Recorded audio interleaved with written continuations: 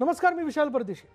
कोरोनाच्या संकटातून आपण सगळे उभे राहतोय। अजूनही शाळा सुरू होऊ शकलेली नाहीत, कारण कोरोनाचं सावट काय नाही। त्यात विद्यार्थ्यांचं जे ऑनलाईन शिक्षण सुरू होतं ते फी न भरल्यास बंद करण्याचा वादग्रस्त निर्णय नाशिक स्कूल असोसिएशनने घेतला। पुण्यात देखील फी न भरू शकलेल्या विद्यार्थ्यांचं ऑनलाईन शिक्षण बंद करण्यात आलं आणि त्यामुळे पालकांनी संताप व्यक्त केला। कोरोना, त्यातील लॉकडाऊन यामुळे बहुतांशी लोकांना पगार मिळू शकला नाहीये। जे व्यावसायिक आहेत त्यांच्या हाती व्यवसाय होऊ न शकल्याने पैसे मिळालेले नाही। त्यात अशा प्रकारे आडमुठा धोरण घेऊन मुलांचं ऑनलाईन शिक्षण बंद करणं कितपत योग्य आहे? शिक्षण संस्था शिक्षणाच्या वाटा बंद करण्याचा इशारा देत असल्याने याचे पालक वर्गात येत्या काळात तीव्र पडसाद उमटण्याची शक्यता आहे। याच विषयी आज आपण चर्चा करणार आहोत शिक्षणाचा बाजार या विशेष वृत्तमालिकेत।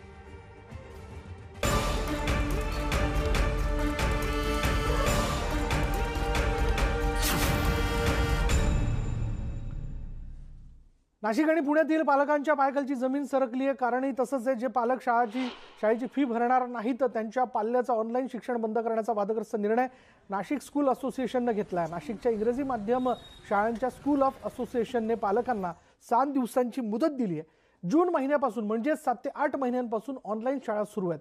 शिक्षक विद्यार्थ्यांना शिकवत आहेत आणि त्यामुळे शिक्षकांचा पगार, शाळेचा खर्च भरून काढण्यासाठी पालकांनी फी भरणं गरजेचं आहे। अनेक पालकांनी 8 महिन्यांपासून फी भरली नाहीये आणि अशा पालकांनी काहीतरी फी भरावी। ज्यांना कोणाला अडचण असेल त्यांनी प्रत्यक्ष येऊन भेटावं, त्यांना सवलत देऊ, अशी भूमिका शिक्षण संस्थाचालक घेत आहेत। तर दुसरीकडे पालकांकडून या निर्णयाचा तीव्र निषेध व्यक्त करण्यात येतोय। पुण्यात शिक्षक संचालक कार्यालयाबाहेर पालकांनी या निर्णयाविरोधात आंदोलन केलेलं आहे।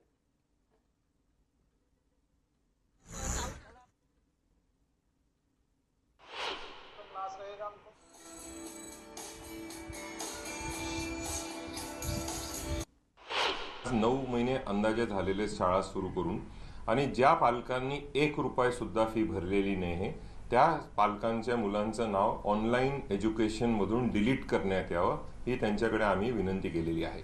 आणि मला असं वाटतं की हे योग्य आहे, कारण 9 महिने 10 महिन्यापासून 1 रुपया या पालकांनी भरलेले नाही, त्यांनी काहीतरी फीस भरली पाहिजे असं आमचं एकंदरीत मत आहे। बरेच स्कूल्स, प्रायव्हेट स्कूल्स, प्रत्येक स्कूलचा स्ट्रक्चर वेगळा आहे। प्रत्येक स्कूल्सला हे पूर्ण हा डोळारा सांभाळायचा आहे। त्याच्यावरती हायकोर्टाचं जजमेंट क्लिअर कट आहे का वर्षभर चाइल्डला तुम्ही ठेवू शकता, पण चाइल्डला वर्षभरानंतर दुसऱ्या क्लासला ट्रान्सफर करता येत नाही। त्याच्यापैकी 2 जजमेंट्स आहे, शासनाचा सुद्धा GR आहे। मला असं वाटतं का स्कूल्सचा पूर्ण मधून मुलाला काढणं हे योग्य नाहीये। म्हणजे प्रत्येक स्कूलनी तेवढं लक्षात ठेवावं। स्कूलचं टर्म संपल्यानंतर पालकांना बोलून घेतलं पाहिजे, त्यांच्याशी चर्चा केली पाहिजे आणि जर जेन्युइन केस असेल आणि तिथं काहीतरी त्यांच्यामध्ये समजूत होत असेल का बा डिफॉल्ट पेमेंट पालक द्यायला तयार आहे, तर कुठेतरी स्कूलनी सुद्धा कॉम्प्रोमाइज करून एखादा अशी केसेस खूप कमी असतात। ऍक्च्युअली हे फक्त सांभाळायचं काम आहे एकमेकाला। तेवढं जर केलं तर हा विषय आणि वाद होणारच नाही। 40% मुलं हे ऑनलाईन अभ्यासक्रमापासून वंचित आहे। कुणाची परिस्थिती नाही मोबाईल घेण्यासाठी, वायफाय इंटरनेट सुविधा घेण्यासाठी, किंवा शाळांनी फी नाही दिली म्हणून त्यांना गेल्या 7 महिन्यापासून म्हणजे जून महिन्यात शाळा सुरू होतात त्या दिवसापासून आज माझ्या अंदाजे 7 महिने होत आलेले आहे। आणि याच विषयी बोलण्याकरता आपल्याबरोबर आहेत नाशिकवरून आमचे प्रतिनिधी प्रशांत बाग, त्याचबरोबर आपल्यासोबत आहेत अभय शिक्षण संस्थेचे संस्थापक विवेक पंडित, आपल्यासोबत आहेत पालक महासंघाच्या सचिव जयश्री देशपांडे। सुरुवातीला मी जातोय प्रशांत बाग यांच्याकडे। प्रशांत, पुणे आणि नाशिक या दोन्ही ठिकाणी फी नाही भरली म्हणून विद्यार्थ्यांना ऑनलाईन शिक्षण बंद करण्यात आलं, याबद्दलचा जो काही निर्णय घेण्यात आलाय अर्थातच तो अन्यायकारक आहे। दोन्ही बाजूच्या भूमिका आपण समजून घेतोय। पालकांचं नेमकं काय म्हणणं आता याबद्दल? नक्कीच विशाल, तू जे बोललाय तेच वाक्य सगळ्यात महत्त्वाचं आहे की दोन्ही बाजूंच्या भूमिका समजून घेणं महत्त्वाचं आहे की विद्यार्थ्यांचं शिक्षण कोणत्याही प्रकारे खंडित होऊ नये याकरता शाळांनी ज्या काही उपाययोजना केल्या, शाळांची भूमिका अत्यंत स्पष्ट आहे की सरकारच्या माध्यमातून ज्या आम्हाला डायरेक्शन्स देण्यात आल्या त्या डायरेक्शन आम्ही पूर्णपणे फॉलो केलेल्या आहेत। आणि अशा फॉलो करत असताना जर का आम्हाला आमचा स्टाफ, शाळेचं इन्फ्रास्ट्रक्चर किंवा या सगळ्या गोष्टी जर का आम्हाला मेंटेन ठेवायच्या असतील, करायच्या असतील, तर अर्थातच आम्हाला पैसे तर लागतीलच। त्यांचा एल्गार जो आहे, त्यांचा जो निर्णय आहे तो कोणत्या विद्यार्थ्याला शाळेतनं काढायचा हा नाहीये, पण त्यांचा निर्णय हा आहे की ज्यांनी आतापर्यंत एकही फी भरली नाही त्या पालकांनी फी का नाही भरावी, त्यांनी भरावी, अन्यथा त्यांच्यावर कारवाई करू। आणि नेमका याच मुद्द्याला पालकांनी कडाडून विरोध केलेला आहे। का विरोध केलेला आहे? का त्यांचे महत्त्वाचे मुद्दे आहेत, का त्यांना असं वाटतंय की हा चुकीचा दुरुपयोग संस्थाचालक करताय. आपण ते सगळे पालक आपल्याबरोबर आहेत. निलेश, काय सांगाल, का विरोध? हे बघा, लोकशाही मार्गाने आज जे संस्थांनी जे निवेदन दिले उपसंचालकांना, त्याबाबत आमची भूमिका अशी आहे की त्यांनी त्यांचं मत त्या ठिकाणी व्यक्त केलं आहे. त्यांनी सूचना दिली म्हणजे आदेश दिल्यासारखं आहे. निवेदन देणं किंवा मागणी करणं किंवा सूचना देणं. सूचना म्हणजे काय की आम्ही एक हुकुमशाही पद्धतीने ते सांगतो आहे, असं त्याचा अर्थ निघतो. गेल्या वर्षानुवर्ष ह्या शाळा यांनी नफेखोरी केली आहे पालकांकडनं, विद्यार्थ्यांकडनं. मग यांच्याकडे खरंच पैसे संपले का? मग यांनी यांचे ऑडिट रिपोर्ट सादर करावे. माझं खुलं आव्हान आहे यांना, ज्या पण कोणी संस्था आहे ना, मुठभरच संस्था आहे ह्याच या उद्योग करता. काही प्रामाणिक संस्था आहे ज्यांनी आपली फी कमी पण केलेली आहे, आम्हाला त्यांच्याबद्दल काय म्हणायचं नाही. पण ज्या काही मुठभर संस्था आहे त्यांची ही मुजोरी चालू आहे.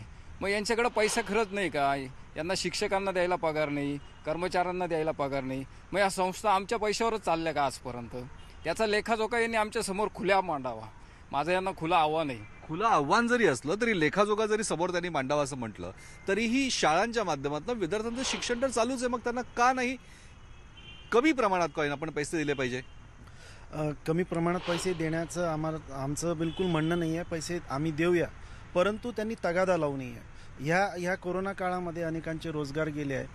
आज लोकांच्या चुली पेटत नाही आहे आणि शिक्षण हा मूलभूत अधिकार आहे, तो तर पुरवला पाहिजेच. परंतु त्यांनी तगादा लावू नये आणि त्या तगादा लावत असताना शासनाकडे जर ते जात आहे की ह्या सूचना मांडताय की ह्या सगळ्या विद्यार्थ्यांचे फीज आल्या पाहिजे, मग तुम्ही एका साईडनी शासनाकडे जाताय की ह्या फीज वसूल झाल्या पाहिजे, परंतु शासनाचे नियम जे आहेत ते तुम्हाला लागू नाहीत का? त्यावेळेस तुम्ही वर्षानुवर्ष नफाखोरी केली, जसे निलेश म्हटलेत, ती नफाखोरी केली आहे. तुमच्याकडे खरंच फंड नाही आहे का? त्याचा तुम्ही खरोखर अत्यंत महत्त्वाचा मुद्दा उपस्थित केला. राईट टू एज्युकेशन, शिक्षण हक्क कायदा आपण ज्यावेळेस विचार करतो आणि ज्यावेळेस शासनाकडे त्यांनी परवानगी नाही मागितली तर त्यांनी सूचना दिलेली आहे. कारण खाजगी शाळा जितक्या आहेत त्या खाजगी शाळा यांच्यावर सरकारचं नियंत्रणच नाही, अशी परिस्थिती एकंदरीत दिसून येते. काय करणार तुम्ही पालक?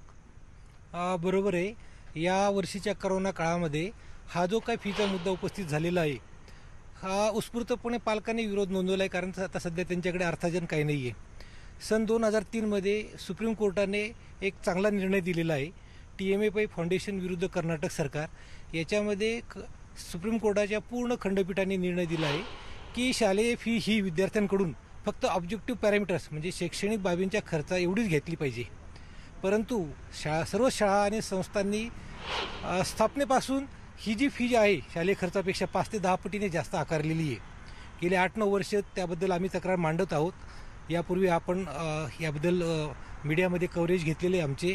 तर या शाळांनी नफेखोरी करून संस्थाचालकांनी या रकमेचा अपार केलेला आहे. संस्थाचालकांनी अपार केला असं जरी तुमचं म्हणणं असलं तरी शाळांची भूमिका अशी आहे की आम्हाला पूर्ण पैसे नको, आम्ही ऑलरेडी 50% 60% फी घेतोय, पण ज्या पालकांनी आतापर्यंत एक पैसाही फी भरलीच नाहीये त्यांच्या मुलांना आम्ही 7 दिवसात ऑनलाईन एज्युकेशनमधनं बार करू. महत्त्वाची भूमिका अशी पालकांची की आज यांना पैशाची गरज भासायला लागली. यापूर्वी यांनी जे वसुली केलेले पालकांकडून त्याचा लेखाजोखा कोण देणार? आणि पालकांकडून आज जे म्हणताय की ज्यांनी काहीच फी भरलेली नाही, वर्षानुवर्ष सगळ्या पालकांनी यांना आवश्यकतेपेक्षा जास्त फी आम्ही दिलेली आहे आणि यांनी ती सक्तीने वसुली केलेली, त्या सक्तीने वसुली केलेल्या फीचा हिशोब कोण देणार? आज RT नमुना 2मध्ये ऑडिट रिपोर्ट शाळांना कंपल्शन आहे, त्यांनी शिक्षणाधिकाऱ्यांकडे द्यायचे. पण नाशिक शिक्षणाधिकारी कार्यालयाकडे किती शाळांनी ऑडिट रिपोर्ट सादर केले याचा सुद्धा हिशोब व्हावा. एकंदरीत कडा संघर्ष तुमचा उभा राहताना दिसतोय. पण आपण शिक्षण तर घेतायत ना आपली पाल्य, ऑनलाईन का होईना पण एज्युकेशन तर चालू आहे. पूर्ण पैसे नाही पण काही प्रमाणात तरी पैसे दिले गेले पाहिजे की नाही, काय सांगाल? पण मला असं वाटतं ऑनलाईन शिक्षण हे जे देत आहेत शिक्षण संस्थाचालक म्हणा किंवा जे पण देत आहेत, तर मला एकच सगळ्यांना सांगावं असं वाटतंय की किती पालक ऑनलाईनने खुश आहेत ऑनलाईन स्टडीमध्ये आणि विद्यार्थीही किती ऑनलाईन स्टडी मनापासून करतायत हे आधी त्याचा निष्कर्ष तुम्ही काढला पाहिजे. कारण की बहुतांश बघितलं गेलं तर आजकाल ऑनलाईन स्टडीने ना मुलं खुश आहेत ना पालक खुश आहे. कारण की मला सांगा सकाळी 8 वाजेपासून तर तुम्ही 12 वाजेपर्यंत जेव्हा मुलगा ऑनलाईन स्टडीला बसतो तेव्हा पालक म्हणून खास करून आईला मुलांच्या बाजूला बसावं लागतं. म्हणजे सगळे घरातली कामं असू दे काही असू दे सगळं सोडून त्या मुलांसोबत आईला बसावं लागतंय. त्यामुळे पालक तर त्रस्त आहेतच एका साईडला. आणि ऑनलाईन स्टडीच्या नावाखाली यांनी जे सुरू केलेलं आहे शिक्षण संस्थाचालकांनी की आम्हाला फी द्या, तर मला एक सांगावं असं वाटतं काही शाळा म्हणजे कन्फर्मेशनच्या नावाखाली जो कन्फर्मेशनचा रूल रेग्युलेशन्स नसताना सुद्धा 10,000 रुपये त्यांनी ऑलरेडी 6 महिने आधीच त्यांच्याकडनं पालकांकडनं वसूल केलेले आहेत फीच्या नावाखाली, जे तुम्ही 31 जानेवारीपर्यंतच आधी घेतात पालकांकडनं. तसा रूलही नाही आहे, तसा ॲक्टही नाही आहे आणि कुठल्याही प्रकारचा गव्हर्नमेंटचा हे नसताना सुद्धा यांनी पालकांकडनं घेतलेलं आहे. मग जर 3,000 पालकांनी तुम्हाला ऑलरेडी तुमच्याकडे कन्फर्मेशन फी जमा केलेली आहे, तर तुम्ही कोणत्या हेतूने पालकांकडनं फी भरलेली नाही असा दावा करताय? खरं तर अत्यंत महत्त्वाचे मुद्दे सगळे प्रशांत, नाशिकचे पालक मला असं विचारायचंय, पालकांना असं विचार की तुम्ही शाळेत पाठवायलाही नाही म्हणताय आणि ऑनलाईनच्या बाबतीतही तुम्ही तक्रार या ठिकाणी नोंदवताना दिसताय, नेमकं करायचं काय मग?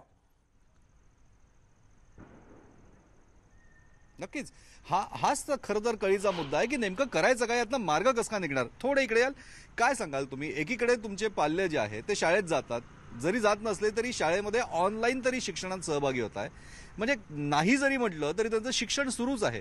मग एकीकडे शैक्षणिक संस्था सुद्धा त्यांचं इन्फ्रास्ट्रक्चर किंवा त्यांचे टीचर्स त्यांच्या घरून का होईना, शाळेत का होईना, त्यांचं ऑनलाईन एज्युकेशन चाललंय. मग हा तिढा सुटणार तरी कसा?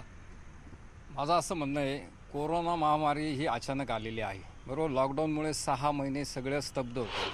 ह्या काळातसुद्धा एका कुटुंबाच्या पालकांनी आपल्या मुलांची पालनांची जबाबदारी स्वीकारली, आपल्याजवळचा बँक बॅलन्स खर्च करून 6 महिने जगवलं आहे. मग ह्या शाळांमध्ये पैसेच नाही का, संपलेले आहे का, यांच्याकडे जबाबदारी नाही का आपल्या विद्यार्थ्यांचं शिक्षण करण्याची किंवा शिक्षकांचा खर्च भागवण्याची?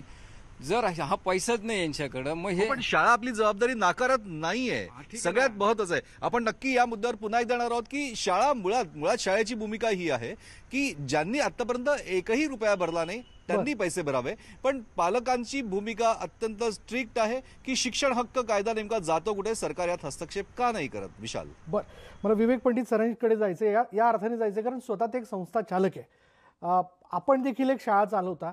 खरं तर यामध्ये आपण खरं तर एक मिशन म्हणून आपला उद्देश ठेवलेला आहे.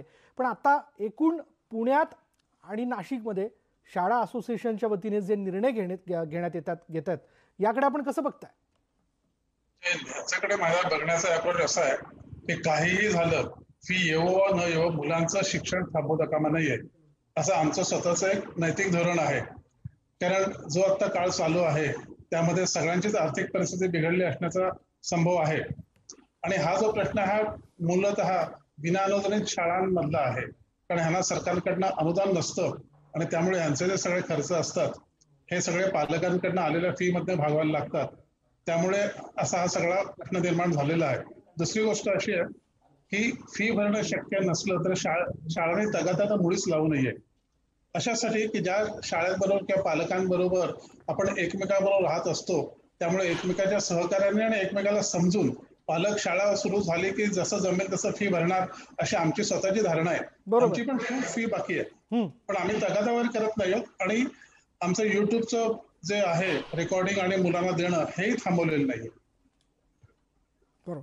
मला याविषयी आपल्याबरोबर आता या क्षणाला पालक संघातर्फे आणखीन एक आपल्याबरोबर गेस्ट आहेत, त्यांच्याशी मला त्यांच्याकडे जायचंय. तर एकूण तुम्ही कसं बघता या सगळ्या गोष्टींकडे?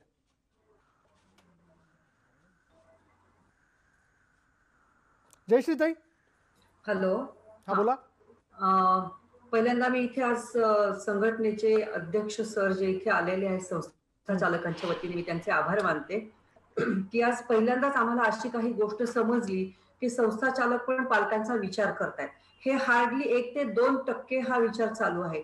खरं बघायला गेलं तर आज ऑनलाईन शिक्षण देत असताना आता पुण्यामधली जर परिस्थिती बघितली तर 1 हप्ता भरलेला आहे, दुसरा हप्ता भरलेला नाही, म्हणूनही आज पालकांचं ऑनलाईन मुलांचं ऑनलाईन एज्युकेशन थांबलेलं आहे. सतत पालकांना फोन केल्या जातात. एकीकडे म्हणायचं की कोर्टाचा निर्णय येईपर्यंत फीस मागणार नाही, दुसरीकडे फीसचा तगादा लावल्या जातात. कायदा असं सांगतो की फीस आपण मंथली घेतली पाहिजे. आपल्याकडे फीस ही 1 टाइम घेतात, 2 इन्स्टॉलमेंट देतात, पण कुठेही प्रायव्हेट शाळा कुठेही मंथली फीस घेत नाही. तिसरी गोष्ट, शाळा सुरू आहे ह्याचा जो खूप मोठा बोभाटा होतोय, तर थोडंसं मुलांचं असेसमेंट करून बघा की मुलांना नेमकं ह्या शाळेच्या माध्यमातून मिळालंय काय. आणि आज वारंवार पालकांना धमकवल्या जाते, शाळा बंद केल्या जाते, मुलांचे TC हातात पाठवल्या जातात का तर फीस भरली नाही. आज कोरोनाचा काळ हा सगळ्यांच्यासाठीच खूप क्रुशल टाइम आहे. या क्रुशल वेळेमध्ये संस्था चालकांनी पालकांना आणि पालकांनी संस्था चालकांना समजून घेण्याची गरज आहे. आणि याच्यामध्ये जो आपण एक याचबद्दल दुवा विचारूयात ना. असण्याची जयश्री देशपांडे आपल्याबरोबर प्रोग्रेसिव्ह एज्युकेशन सोसायटीचे कार्याध्यक्ष आहेत गजानन एकबोटे. गजानन एकबोटेजी, पालकांची अवस्था फार काही चांगली नाही आहे आणि ज्या पालकांनी खरं तर एखाद महिना 2 महिन्याची 3 महिन्याची फी दिली असेल त्यांच्या बाबतीत देखील पुण्यातल्या काही शाळांनी त्यांच्या मुलांचं ऑनलाईन शिक्षण बंद करण्याचा निर्णय घेतला. हे कितपत योग्य आहे? देतील ते, काही तर वेळ दिली पाहिजे आपण त्यांना. नाही, काय आहे की याच्यामध्ये पालक आणि संस्थाचालक यांचं कम्युनिकेशन गॅप असता कामा नये असं मला वाटतं. बर, कारण ही कम्युनिकेशन गॅप असले की हे सगळे गोंधळ त्याच्यामध्ये निर्माण होत आहेत. आता मी ज्या संस्थेचा कार्याध्यक्ष आहे, प्रोग्रेसिव्ह एज्युकेशन सोसायटी पुण्यातील संस्था मोठी आहे, तर त्यांनी आम्ही असं धोरण केलं की पालकांना आम्ही आवाहन करतोय की तुम्ही इन्स्टॉलमेंटमध्ये फी भरा, तुम्हाला जशी शक्य आहे तशी भरा, आम्ही कोणालाही कंपल्शन करत नाही. उलट ऑनलाईन एज्युकेशनसाठी मी शाळेतल्या ज्या विद्यार्थ्यांना जे RTH वाले 25% विद्यार्थी येतात त्यांना अनेकांना अँड्रॉइड फोन दिले इन्स्टॉलमेंट्सने की तुमचं शिक्षण चालू राहते, कारण शिक्षण हा तुमचा हक्क आहे आणि तो चालू राहू दे. अशा प्रकारची भूमिका घेणारे सुद्धा संस्थाचालक त्याच्यामध्ये आहेत. पण पालकांनी सुद्धा आमच्या अडचणी समजून घेतल्या पाहिजेत.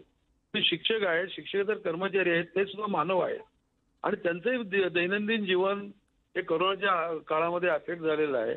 त्यांना रेग्युलर सॅलरी मिळाली नाही तर अडचणीचं सगळं निर्माण होणार आहे त्याच्यामध्ये. आणि त्यामुळे थोडेफार पैसे हळूहळू जेवढं तुम्हाला शक्य आहे त्या पद्धतीने बरं, आम्ही तगादा अजिबात कोणाला लावत नाहीये, पण प्रामाणिकपणे आम्ही आवाहन करतो की तुम्ही अगदीच कुठेतरी पैसे न भरले आहेत, काहीच भरले नाहीत असं काही करू नका आणि एकमेकांच्या कम्युनिकेशननी, एकमेकांच्या कोऑर्डिनेशनने आपण या कठीण काळामध्ये वागू. कदाचित या जानेवारीपासून लस निर्माण झाली की आपल्या ऑफलाईन शाळा सुद्धा चालू होतील आणि हळूहळू त्यातून मार्ग निघेल. पण आज काय झालेलं आहे की शिक्षक आणि शिक्षक कर्मचाऱ्यांचे पगार हे द्यावेच लागणार आहेत, पण त्यांच्या घरी कोणी आजारी असलं, कोरोनाने कोणी बरोबर, त्यांच्याही समस्या आहेत. त्यांनाही त्याच्यामध्ये खर्च आहे. ते आपले मानवच आहेत, ते काही त्यांना पगार देऊन चालणार नाही, आपल्याला पगार न देता आपल्याला चालणार नाही, त्यांचंही जीवन आहे. त्यामुळे सगळ्याचा आपण विचार करू. आम्ही पालकांना खूप सूट दिलेली आहे. आणि दुसरा मुद्दा असा आहे की RT जो ऍक्ट आहे हा ऍक्ट खूप चांगला आहे की तळागाळातल्या मुलांना शिक्षण मिळतं. आपण शासनाने 4-4 वर्षाची आमची RTची फीस दिलेली नाहीये. कोट्यवधी रुपये शासनाकडे पडून आहेत आमचे 20-25% विद्यार्थ्यांचे. वेळेवर विषय आम्हाला पैसे मिळत नाही सोशल वेलफेअर डिपार्टमेंट कडून किंवा स्थानिक स्वराज्य संस्थांकडून. आपल्याही काही समस्या आहेत, त्या पालकांनी समजून घ्याव्या अशी भूमिका आपण या ठिकाणी मांडताना दिसत आहे. आपण अधिक याबद्दल चर्चा करणार आहोत. मला ब्रेक नंतर जायचंय. आपल्याबरोबर आणखीन एक पालक आहेत कालिदास जाधव, त्यांच्याकडे. त्यांना विचारायचं आहे की जसं गजानन एकबोटेंनी सांगितलं की यामध्ये संवादाचा काही अभाव आहे का? म्हणजे शाळेच्या वतीने पालकांना काही सूचना दिल्या जात आहेत, पण त्या सूचना पालक काही लक्षात घेता येत नाहीये का?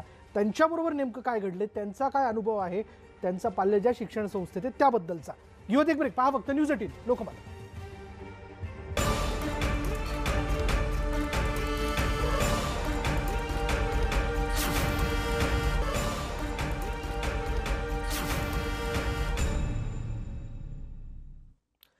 पालक फी भरू शकले नाहीत म्हणून पुणे आणि नाशिकमध्ये काही विद्यार्थ्यांचं ऑनलाईन शिक्षण जे आहे ते थांबवण्यात आलं. बरं, त्यामध्ये काही पालक असे देखील आहे की ज्यांनी 1-2 महिन्याची, म्हणजे जूनपासून 1-2 किंवा 3 महिन्याची फी भरली असेल आणि इतर महिन्याची फी ते भरू शकलेली नाहीये. मग म्हणून विद्यार्थ्यांचं ऑनलाईन शिक्षण थांबावं का?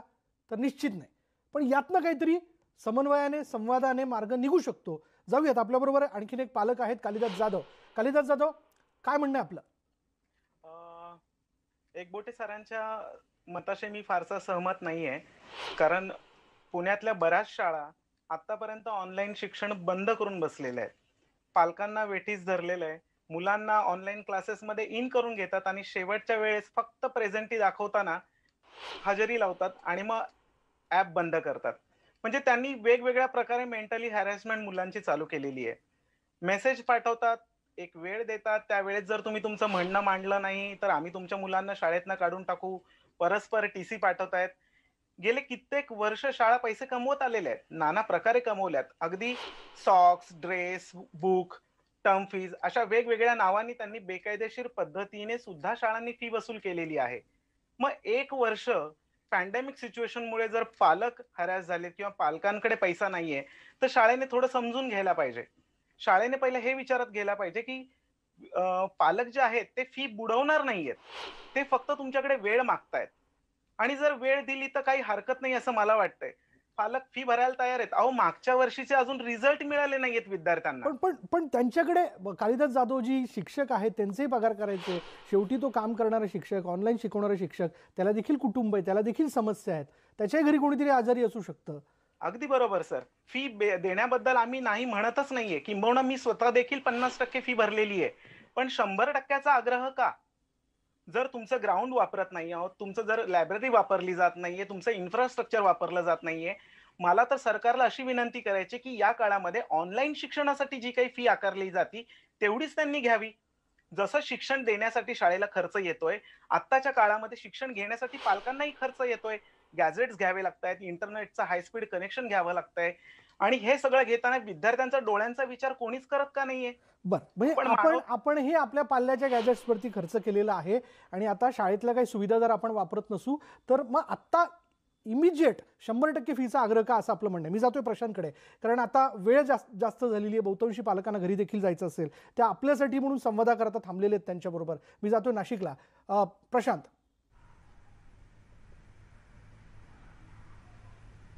नक्कीच विशाल, खरे कळीचे अनेक मुद्दे उपस्थित झालेले. मला एक सरळ थेट प्रश्न आहे की शाळांना सुद्धा खर्च आहे. आतापर्यंत ज्या पालकांनी पैसेच भरले नाहीये पण कुठेतरी शिक्षणाचा फायदा तर विद्यार्थ्याला होतोच आहे, मग अशा परिस्थितीमध्ये तोडगा निघणं सगळ्यात महत्वाचं काय भूमिका? 40% विद्यार्थी आजही ऑनलाईन शिक्षणापासून वंचित आहे. 60% विद्यार्थी ऑनलाईन शिक्षणामध्ये आहे ज्यांनी पैसे भरले ते. आणि शैक्षणिक खर्च, वार्षिक शैक्षणिक खर्च जो आहे तो शाळांनी घ्यावा, कारण ऑनलाईन खर्चाचा भार पण पालकांवर ऑलरेडी पडलेला आहे. मग तुम्हाला संपूर्ण फी द्यायची का? म्हणजे ह्या वर्षात आम्हाला 1.5 खर्च आहे. लॉकडाऊनमुळे आधीच बेजार आहे, पैसा नाही. एकदम महत्वाचा मुद्दा खरं तुम्ही उपस्थित केलाय. काय सांगाल तुम्ही सर, यापुढे काय सांगाल तुम्ही की अशा प्रकारच्या परिस्थितीमध्ये निर्णय काय असावा? मग सर, आम्ही फी भरायला तयार आहोत. सगळे पालक आम्ही फी भरायला तयार आहोत. फक्त जर हे शिक्षकांना 50% पगार देत आहेत, मग आम्ही 100% फी का भरावी? Computer fee, lab fee, activity fee का भरावी? कोणते कम्प्युटर, कोणती लॅब यूज केली जाते यांची?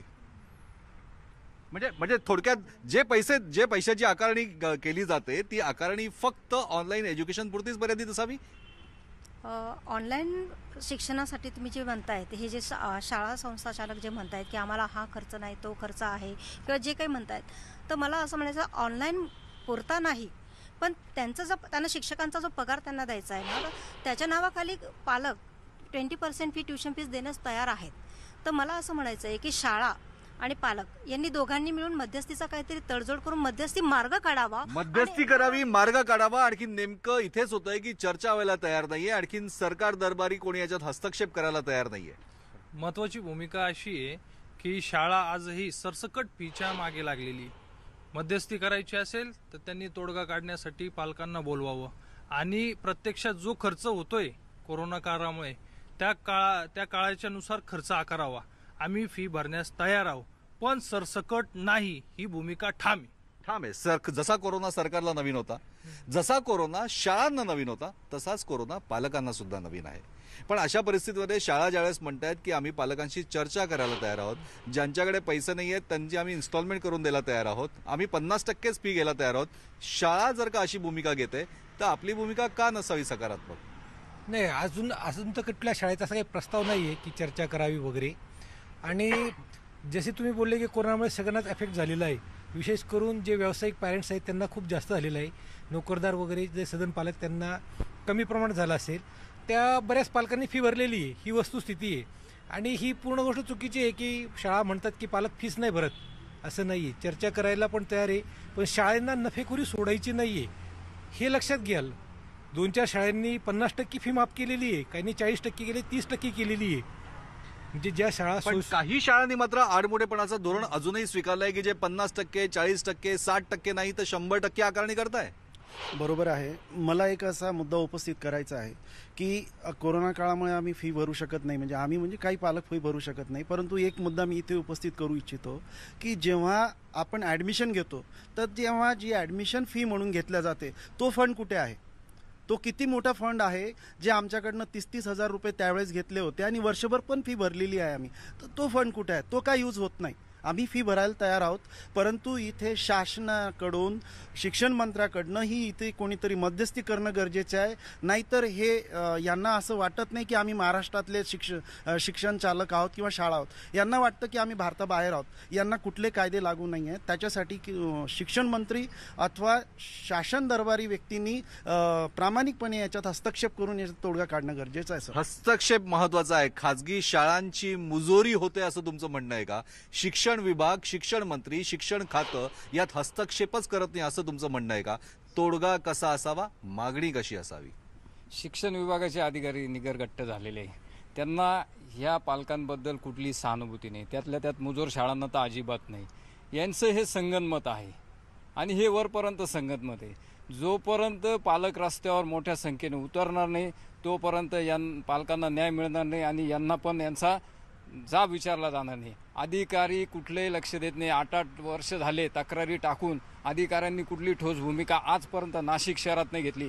म्हणून 11 शाळांचं ऑडिट माननीय राज्यमंत्री बच्चू कडू यांच्या दरबारी आम्ही प्रश्न नेला.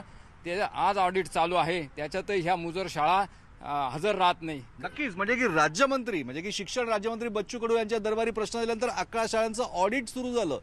ऑडिट जरी सुरू झालं तरी सरकारच्या माध्यमातून सरकारी यंत्रणा या सगळ्या विषयामध्ये हस्तक्षेप करायला तयार नाहीये. तिढा सोडायचा असेल तर चर्चा करायला पालकही तयार आहे, संस्था चालक म्हणतात आम्हीही तयार आहोत, पण प्रत्यक्ष कृती मात्र काही होताना दिसत नाहीये. प्रश्न असाच भिजत गोंगडाय, संघर्ष अटळ दिसतोय. विशाल, धन्यवाद प्रशांत या सगळ्या संवादाबद्दल. मी जातोय कालिदास जाधव यांना काहीतरी या सगळ्या चर्चेमध्ये एक मुद्दा ऍड करायचा. अगदी थोडक्यात, मला ब्रेकवरती जायचं. कालिदास जाधव.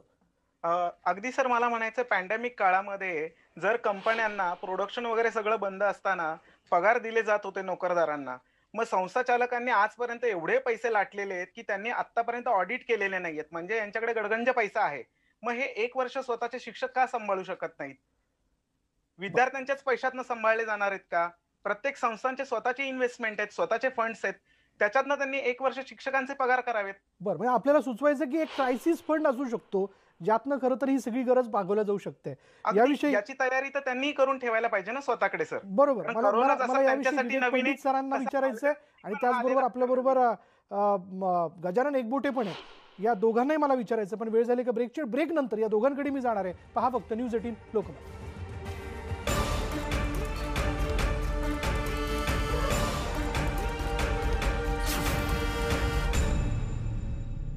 की ज्या सुविधा आम्ही वापरत नाही त्याबद्दलची फी आम्ही का भरायची?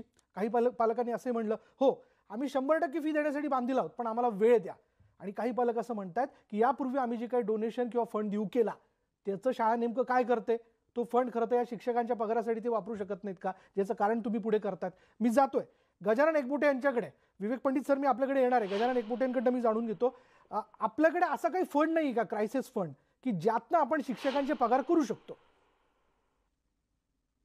कुठलाही चांगला संस्था चालक असेल तो शिक्षकांना चांगला पगार देतो. आता आमच्या संस्थेबद्दल म्हणाल किंवा अजून चांगल्या ज्या संस्था आहेत, जे अॅन्युअल बजेट असतं आमच्या, त्याच्या 80% ही रिसीट साईड आम्ही पगारासाठी खर्च करतो शिक्षकांच्या दरवर्षीच्या. शिक्षकेतर कर्मचाऱ्यांच्या पगारासाठी आम्ही खर्च करत असतो. आणि जो 20% उरतो तो 20% आम्ही इन्फ्रास्ट्रक्चर डेव्हलपमेंटसाठी हा खर्च करावा लागतो आम्हाला. आणि नेहमी तसं पाहिलं तर डेफिसिट बजेट असतं. ते कालिदास जाधव म्हणले की संस्था चालकांनी पैसे कमवलेत वगैरे. अहो, कुठले पैसे कमवलेत? आम्ही आमचे व्यवसाय सांभाळून आम्ही हे शिक्षण संस्था आमच्या चालवतो. म्हणजे मी स्वतः सर्जन आहे, माझी स्वतःची प्रॅक्टिस आहे, हॉस्पिटल आहे. आम्ही स्वतःचे व्यवसाय सांभाळून आम्ही आमचं हे सगळं शिक्षण संस्थांचं काम करत असतो. दुसरा त्याच्यामध्ये एक गोष्ट अशी आहे की आता सुद्धा आम्ही सुद्धा संवेदनशील संस्था चालक आहोत. आम्ही सुद्धा पालकांच्या मिटिंग घेतलेल्या, ऑनलाईन मिटिंग घेतलेल्या आहेत की पॅरेंट टीचर असोसिएशन असते प्रत्येक शाळांमध्ये, आणि त्याच्या मिटिंग घेतलेल्या. आणि त्याच्यामध्ये पालकांच्या काय अडचणी आहेत, पालकांनी आम्हाला कसं सहकार्य करावं, असं कोणी आम्ही बळजबरी कधी केलेली नाही आणि करूच शकत नाही. पण शेवटी आम्हाला माहिती आहे आमचे की विद्यार्थी शिकण्यासाठी आमची शाळा आणि कॉलेजेस आहेत. ते आम्हाला पैसे कमवण्यासाठी नाही. हे तर ज्ञान आम्हाला आहे. ते ज्ञान पालकांचं असं म्हणणं आहे की ज्या सुविधा, म्हणजे शाळेचं मैदान आम्ही वापरत नाहीये, शाळेची प्रयोगशाळा आम्ही वापरत नाही, मग अशा वेळी त्या सुविधांचे पैसे तरी का आकारले जातात? घेतच नाही, आम्ही घेतच नाहीये ते पैसे. आम्ही तेच सांगतोय मी तुम्हाला की सगळ्या संस्था चालकांना एकाच स्तरातून तुम्ही मोजू नका. काही चांगले संस्था चालक आहेत की ज्या या सुविधांचे पैसे घेतच नाहीये. आम्ही फक्त ट्युशन फी ही जी फी आहे तीच घेतो आहे आणि ती सुद्धा आम्ही इन्स्टॉलमेंटमध्ये जेवढी आम्हाला सूट देता येईल तेवढ्या पद्धतीने आम्ही घेतोय आणि कोणावरही बळजबरी केली नाही. आणि हे जे सांगतात की पहिल्यांदा ऑनलाईन मध्ये घेतात आणि नंतर त्याला लिंक होईल असं काही म्हणजे चांगल्या मग गजानन एकपुटे जे आपण बाकी काही संस्था चालकांना याबद्दलचं आवाहन किंवा अपील कराल का की निदान ह्या ज्या काही अतिरिक्त सवलतीच्या फी घेतल्या जात आहेत किंवा व्यवस्थेच्या फी घेतल्या जातात त्या घेऊ नये म्हणून?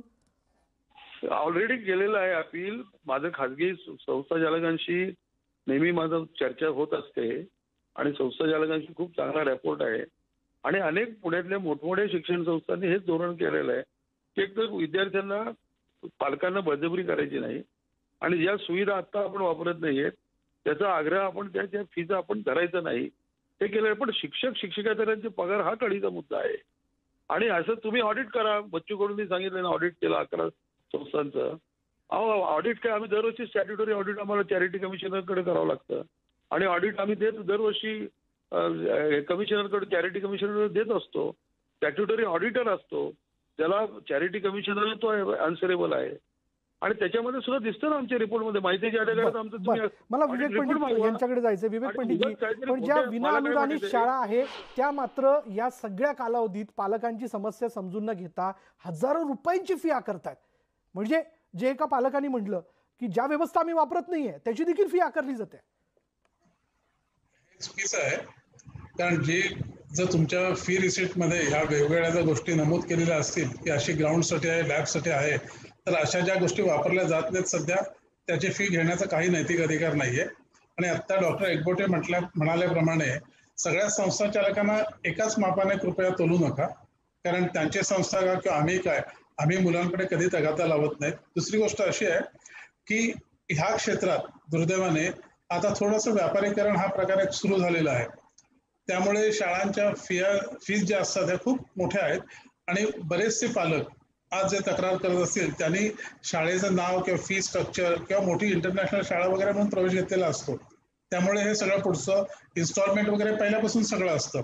आता खरं ह्या काळामध्ये शाळांनी एक तर फी मागायचं गरज नाहीये कारण पालक तेवढे रिस्पॉन्सिबल आहेत आणि मॅच्युरिटी जेव्हा होईल जमेल त्या फी देणार.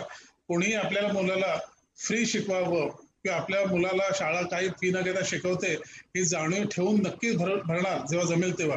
तो भाग आलेला आहे.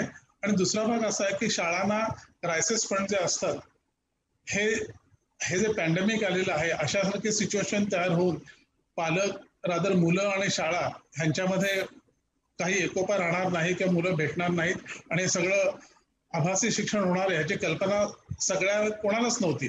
रादर सरकारला सुद्धा नव्हती आपल्याकडे. त्यामुळे क्रायसिस फंड हा वेगळा कोणी तयार केलेला असेल असं वाटत नाही. As far as we R concern आम्ही ह्या सगळ्या गोष्टी पॅन्डेमिक असं नव्हे पण कधी गरज लागली आणि कशामुळे काही लागलं तर आम्ही आमची व्यवस्था केलेली होती आणि आम्ही तगादा न करता आम्ही सगळं ते भागवतोय. दुसरी गोष्ट अशी पालकांमध्ये देखील 3 प्रकारचे मला वाटतं प्रकार येतात फी भरण्यामागे. एक असतो की ज्यांना फी भरणं शक्यच नसतं. दुसरे असतात त्यांना काही फी भरायची असते आणि तिसरे असतात की जे फी भरू शकतात. पण हे जे मधले मंडळी जे असतात त्यांना कधी कधी सांगितलं जातं की तुम्ही कशाला भरताय आम्ही भरत नाही आहोत. त्यामुळे हेच एक प्रेशर कदाचित पालकांवर येत असेल की आम्ही भरत नाही तुम्ही भरू नका. तुम्ही भरलं तर आमच्यावर म्हणतील की तुम्हालाही भरायला लागेल.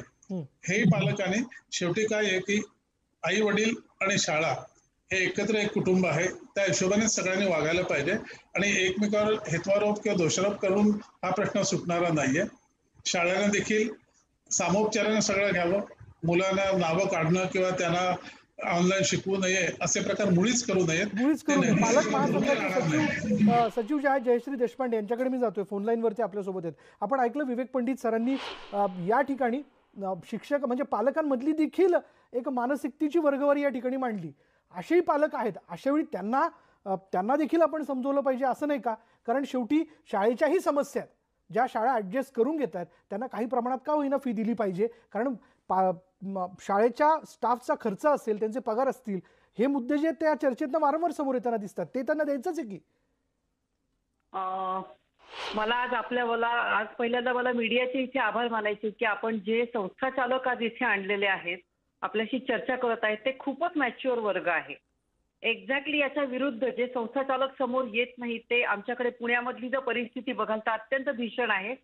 अशा अजून तरी कुठल्याही शाळा आमच्या ऐकिवात आलेल्या नाहीयेत की ज्यांनी शाळामध्ये फीस दिलेली आहे. आणि नो डाऊट की आम्ही फीस भरायला कायम तयार असतो आणि असणारच, कारण आम्ही आमच्या मुलांसाठी विद्या घेतोय. शिक्षक हाही एक महत्वाचा घटक आहे आणि तोही एक माणूस आहे. त्याची जाणीव आणि जबाबदारी आम्हाला सुद्धा आहे.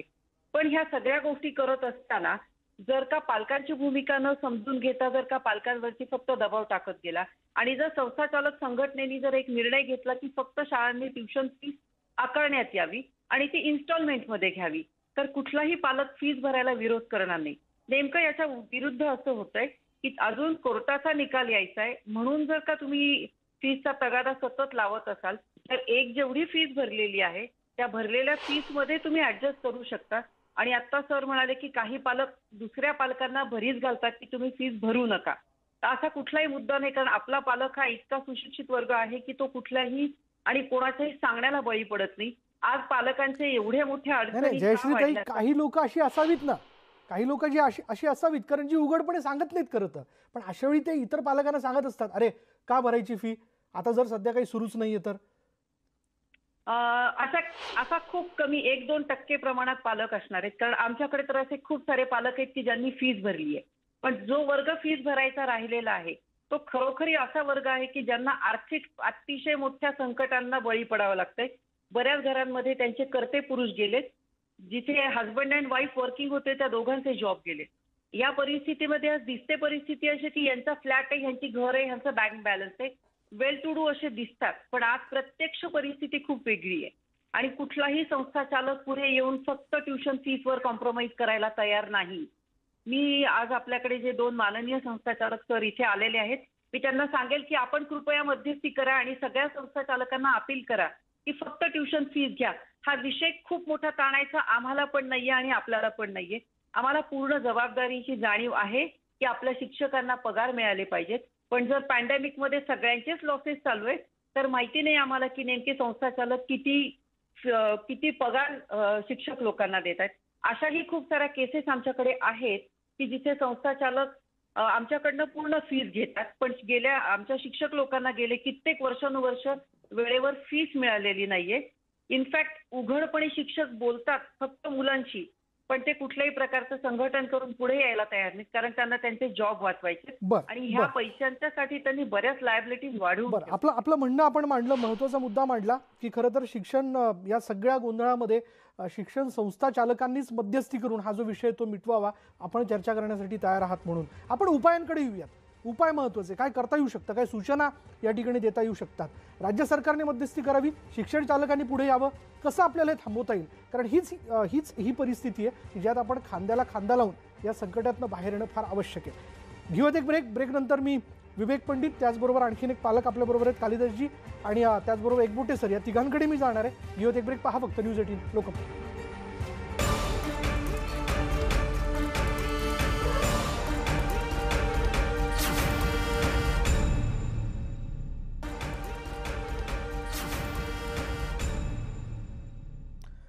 माझ्याकडे आता या शो मध्ये शेवटचे 3 मिनिटं उरलेत. थेट जातो मी पालक कालिदास जाधव. 1 मिनिट आपल्याकरता काय आपल्याला सुचवायचं आहे? शाळांमध्ये जे फीचे ब्रेकअप दिले जात नाहीयेत, पुण्यामध्ये सर्व संस्थाचालक संघटना बनवली आहे त्यांनी आणि कुठल्याच पालकांना ब्रेकअप मिळत नाही की फी तुम्ही घेताय किती. आत्ताच्या काळात जर टर्म्स फी घ्यायचं म्हटलं, ट्युशन फी घ्यायचं म्हटलं तर बाकीची फी वे ऑफ व्हायला पाहिजे. आणि याच्यावर सोल्युशन असं आहे की जसं शेतकऱ्याला लोन मिळतंय तसं आता पालकांना लोन द्या. कुठनं आणणार पालक पैसे? पालकांच्या पण नोकऱ्या गेलेल्या आहेत, पालकांचे पण सेव्हिंग सगळे खराब झालेले आहेत. ट्युशनला पण फी द्यायला लागते, शाळेला पण फी द्यायला लागते. कसा बसा आता पालक सावरायला लागलाय. मला तर वाटतं की याच्यामध्ये राज्य सरकारने मध्यस्थी करावी, एक ठराविक रक्कम या पॅन्डेमिक काळामध्ये शाळेची फी म्हणून ठरवावी आणि ती सगळे पालक द्यायला तयार आहेत. बरं, विवेक पंडित सर. पालकांनी सांगितलं त्याच्यामध्ये थोडं तथ्य आहे. बऱ्याच जणांना आर्थिक समस्या आहेत, पण त्याचबरोबर शाळांच्या समस्या समजून घ्यायला पाहिजेत. मगाशी जर मी म्हटलं होतं ना की पालकांच्या 3 मनोवृत्तीच आहे. मध्ये ठाण्याला एका शाळेत गेलो होतो सामोपचाराने मध्यस्थ म्हणून. तेव्हा गोष्टी ह्या ज्या ब्रेकअपच्या आहेत त्या इथपर्यंत आल्या होत्या की मग माझं मूल बेंचवर बसतो, त्या बेंचला किती भाडं लागेल किंवा वर लाईट पंखे असतात किंवा टॉयलेट वापरतो, ह्याचं सगळं तुम्ही बायफर्केशन करून आम्हाला दाखवा, इथपर्यंत थराला गेल्या होत्या. त्याच्यानंतर आम्ही ते मंथली फीवर सगळं ते आणलं. आजही तेच करता येईल. सरकार प्रत्येक ठिकाणी सरकारला मध्यस्थ म्हणून घेण्यामध्ये एक तर सरकारकडे तेवढी पुरेशी ज्याला म्हणतात ना की ह्याच्यामध्ये इन्व्हॉल्व करणारे यंत्रणा नाहीये. आज मूळ मुद्दा फी पेक्षा माझ्या मते शाळा सुरू कधी होत आहेत हा आहे. आणि शाळांनी देखील मंथली जर पालकांनी भरली, माझा एक ठाम विश्वास आहे की पालक फी बुडवणार नाहीत. आज नव्हते ते भरतील. कारण जिथे आपले मुलं जातात तिथल्या शिक्षकांबद्दल आज जरी संस्था चालकांबद्दल थोडं कडवट बोलत असतील, काही जण थोडेसे जास्त कडवट बोलत असतील, तरी देखील हे मनातले कुठेतरी बाहेर आलेले असते जी काही रुखरुख असते ती, हे सगळं सॉर्ट आउट होणार आहे. It's a matter of few days. त्यामुळे दोघांनी की मंथली फी तुम्ही भरा, जसं जमेल तसं भरा. आणि दुसरी गोष्ट अशी की शाळांना काही पालक जर फी भरत असतील तर शाळांचे किमान जे खर्च आहेत ते नक्की भरून येत असतील. आणि ज्या खूप फी घेणाऱ्या अशा इंटरनॅशनल किंवा मोठ्या मोठ्या शाळा आहेत फीच्या बाबतीत, त्यांनी थोडंसं आपल्या जो रिझर्व्ह फंड्स असतील किंवा रिडेव्हलपमेंटसाठी वगैरे असे केलेले असतील इन्फ्रास्ट्रक्चरसाठी, त्यामध्ये थोडासा हात टाकून आपल्या त्यातनं शिक्षकांचे पगार करावे, त्यांच्या व्यवस्थेचा खर्च भागवावा. गजानन एकबोटे सर, मला असं सुचवायचं आहे की याच्यामध्ये शासनाचा इंटरफिअरन्स अजिबात नको. शासनाने कुठले आदेश काढू नयेत. संस्था चालकांनी थोडी आणि पालकांनी एकमेकांची कोऑर्डिनेशनची भूमिका घ्यावी. नंबर 2, प्रत्येक शाळेमध्ये पॅरेंट टीचर असोसिएशन जर का निर्माण झाली आणि त्यातून कम्युनिकेशन आणि कोऑर्डिनेशन वाढलं तर हा प्रॉब्लेम हा सुटण्यासारखा आहे.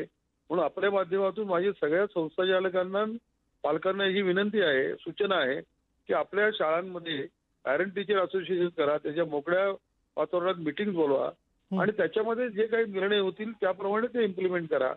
आणि संस्था चालकांना मी वारंवार सांगतोय, कोणी फीचा तगादा लावू नका. मुलांचं शिक्षण महत्वाचं आहे. शिक्षण हे कवच कुंडलासारखं आहे आणि म्हणून हे शिक्षणाचं एक चांगलं पुण्य देण्याचं म्हणजे पुण्य काम आपण संस्था चालक करत आहात, आपले शिक्षक करत आहात. त्यात खंड पडून देऊ नका आणि तगादा लावू नका. कुठल्याही विद्यार्थ्याचं शिक्षण थांबेल असं नाही. पॅरेंट टीचर असोसिएशन मार्फत हे सगळं होईल. शासनाकडे जाऊ नका. शासनाने काय असे आदेश काढले की लोक कोर्टात जातात, त्याला अनेक फाटे फुटतात. बरोबर. पुढे पुढे त्यात कॉम्प्लिकेशन्स वाढत जातात. आपल्या तिघांचेही धन्यवाद. जयश्री देशपांडे, मी आपल्याकडे आलो नाही याचं कारण असं की आपली सूचना ब्रेकपूर्वी आपण मांडलेली आहे आणि त्याच अनुषंगाने मी पुढली चर्चा घेतली. त्याच्यामुळे संवादाने बहुतांशी प्रश्न सुटू शकतात.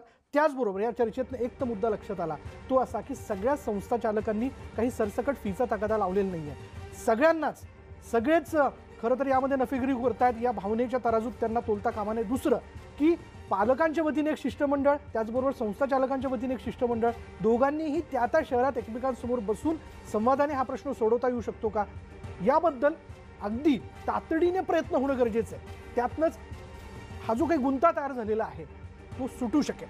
कारण ही वेळ आहे या संकटातून बाहेर पडण्याची. कारण कोरोनाचं सावट अजूनही आपल्या डोक्यावरती कायम आहे. यानंतर इथेच थांबूया. पहा फक्त न्यूज 18 लोकमत.